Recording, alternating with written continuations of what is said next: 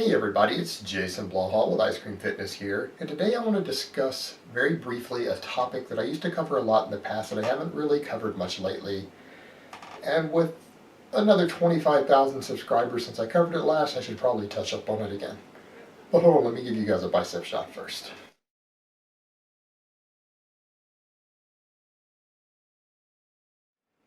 Alright, a lot of people have asked me about this again, and even though I have a lot of videos on it, clearly people don't know. People are asking me things like, what is more important, frequency versus volume?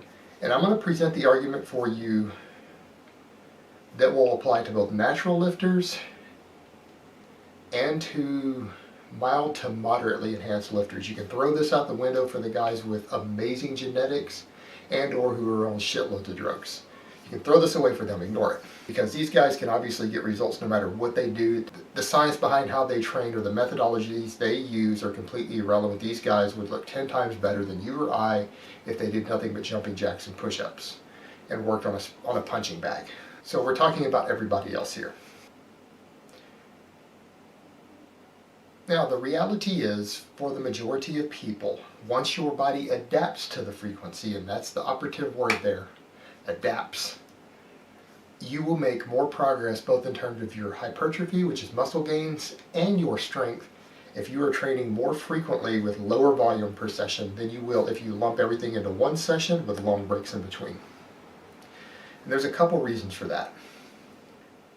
First of all, the most immediately obvious reason is protein synthesis. For people who are on no drugs or for people who are using very moderate amounts of drugs, your muscles have completely finished growing and they will not gain any more muscle or make any more adaptations at all, period. This is proven. We know it from muscle biopsy studies and research in both trained and untrained individuals and in athletes, that your growth window is 28 to 48 hours.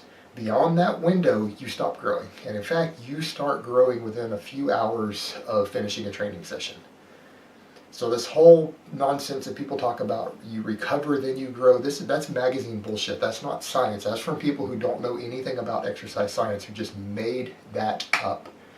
And in fact, muscle growth can completely precede full recovery. You can be completely finished growing well before your muscles have completely recovered, before you've gotten rid of your DOMs and everything else. You can completely finish growing before all of that. So the obvious point becomes, if you're going more than 28 to 48 hours at the most between training a given muscle group, whether directly or indirectly, because let's be honest here, if you just trained your chest and did a bunch of pressing and then you do triceps and shoulders a couple days later, you're still hitting the triceps and shoulders again. They got hit on your chest day. So obviously there can be some overlap back and forth on people, for people who are on training splits, but that's the reality of it, guys. You have more muscle growth time the more frequently you train.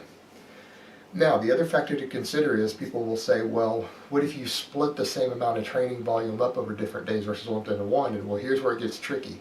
Because people will say, obviously, someone who does 10 or 12 sets in one day is stimulating more growth in that day than someone who did 3 sets. And you are correct, but 3 efficient sets done with a relatively heavy weight and with a workload and an intensity that recruits all available muscle fibers on every single set, 3 sets can stimulate a lot of muscle growth. You do 3 sets of squats and you do all 3 sets with a weight that's anywhere from 70 to 85% of your max, and you get within 2 reps of failure without even hitting muscle failure. Every single one of those sets, you will stimulate pretty much every single muscle fiber in most of the muscles being worked. On every set, and that's proven, we know that, you hit every single fiber. So 3 sets of that, you stimulated a lot of growth. When you start going beyond that, you need to remember that on any set that stimulates all available fibers, which doesn't require failure, each additional set you do beyond that has diminished returns. It still gives you some extra benefit, but it gets smaller and smaller. So you probably made 70% of your gains off that first set, maybe another the 20% that you made off the second and 10% off the third, and it starts dropping off fast after that.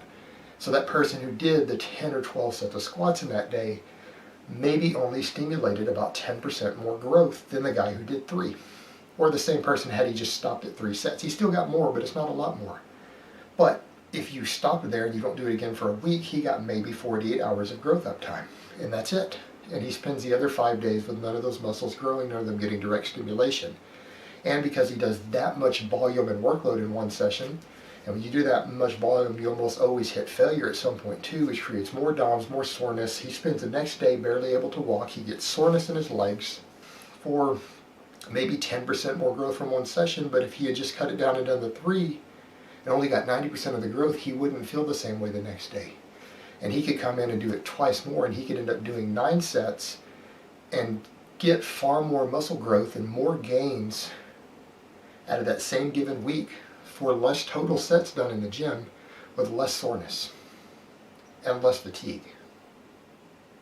Because after each one of those other sessions, he got another 28 to 48 hours of growth. So he is spending most of the days of that week growing. This person is spending at least 5 full days out of that week instead of 2 actually in a growth phase for all of those muscles worked in the squat. Now, where it gets more interesting is that you might even find that that person did more work per week. Because here's the kicker, once you adapt, and a lot of people say, well, I can't train that way because I get sore from it from training that often. But if you look at the basic laws of accommodation, if you give it 3 weeks, that soreness will go away. And if you started losing strength by squatting 3 times a week, at the 3-week mark, your strength will start going back up. And you'll start adapting. You will stop getting sore. You will start getting stronger. And for those 3 squatting sessions per week, you will be able to start adding weight. And it'll be that way for anybody, even if they end up doing 18 squatting sessions per week like the Bulgarians used to do when they were winning all those gold medals. They were squatting 18 sessions per week with maximum loads. But you have to build to that. So it's the same if someone goes to a 3-day-a-week squatting. It'll take a little time to adapt if you're used to once a week, and you're going to get sore at first, but it will go away once you adapt. But here's the kicker. Once you've adapted and you're able to progress that way, with every set that you do, you're going to get weaker and weaker as you go. And you're going to find that if you're doing 10 sets of squats or even 10 sets of leg exercise, you may not be able to get to 10 or 12 sets of squats. You're going to have to start throwing in leg presses and then leg extensions because you're so fatigued from the earlier sets that you're really doing a pissant amount of work with the later sets. You're not able to sustain, or at least someone without at least 3 to 5 years of serious hard training, they can't sustain a high workload for 10 sets. So those later sets, you're actually barely doing any work. Versus if you come in fresh and you haven't squatted in 48 hours and you come in and do 3 sets with loads that are pretty heavy for the rep ranges you're doing, you're going to be able to put out a lot of workload in those 3 sets. It's going to be a lot more workload than you're getting in those latter sets on that first day. So those 9 sets you did per week, you might actually end up doing a lot more work and moving a lot more total tonnage for the week than you did by doing them in one day also. So not only are you getting more growth up time, you're actually probably doing more work to get better adaptation for more workload. So ultimately this works, and occasionally you'll get people who say, well, I lost progress doing this, and I would tell them, you need to go understand the way placebo and cyclostomosis works, because people who generally experience that, it's psychological because they expected that to happen because they've been taught by magazines that the real way that real athletes train and exercise scientists study it, and people who work with real athletes whose paycheck determines on their results have them trained in the correct way, that they've been told that that way doesn't work by magazines, by fitness culture, and therefore that's what they expect, and so therefore they regress because of their own mental limitations. It has nothing to do with the training style being a problem. So that's usually what happens with those people. Alright guys, but that's really all I have to say on that today. I hope it has been informative, and I will talk to you next time.